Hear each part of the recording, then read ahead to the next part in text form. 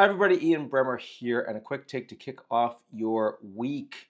Marco Rubio heading to Saudi Arabia to talk with the Ukrainians. That's clearly the most important of a lot of moving parts geopolitically in the world right now.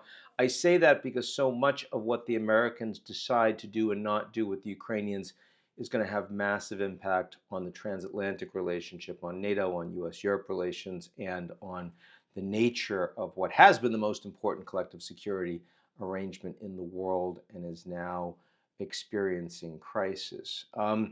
It's very clear that the Ukrainians, as Trump says, lacks the cards. And so the outcome is going to be determined largely by countries outside of Ukraine, not just the willingness and the capacity of the Ukrainians themselves to continue to fight. The United States, on the one hand, is pushing the Europeans to do a lot more in terms of providing economic support, providing military support, and having a security backstop for a post ceasefire environment that the Americans are not prepared to participate in now. If all of that happens, and of course that's a big if, but certainly the Europeans are moving in that direction, then the interesting point is the Americans aren't going to determine the outcome, right?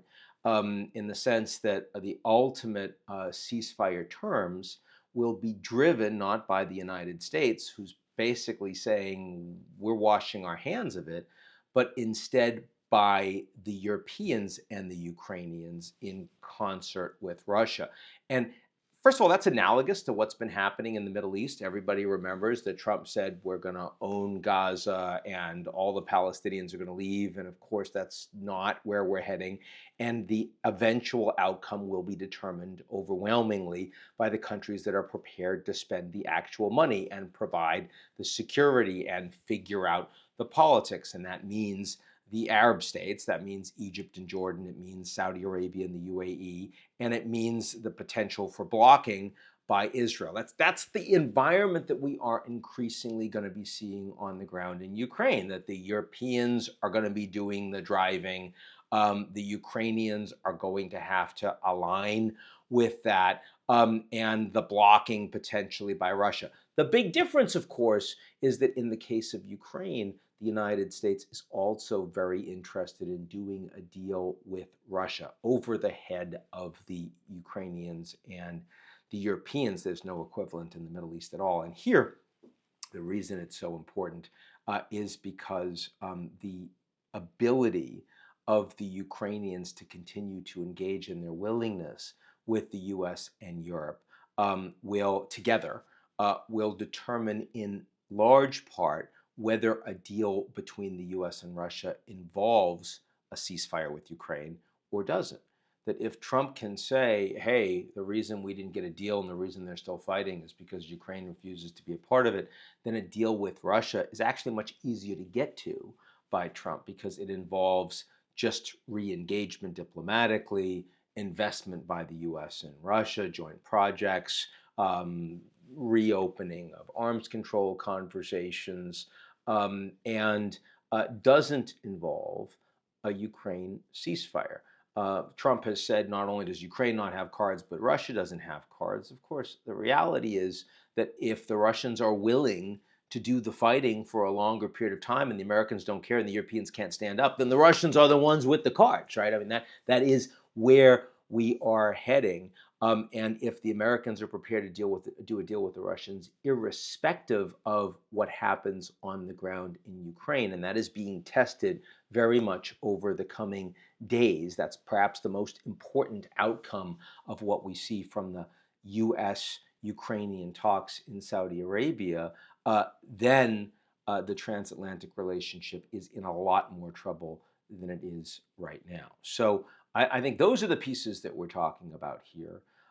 It is very clear that the Americans see alliances and see allies as expendable. That it's not that important for the Americans to treat allies with respect. If they're smaller, if they're less powerful, you can do whatever you want. And we saw that with Elon Musk beating up on Poland and the foreign minister, Radek Sikorski, someone I've been actually friends with for a very long time.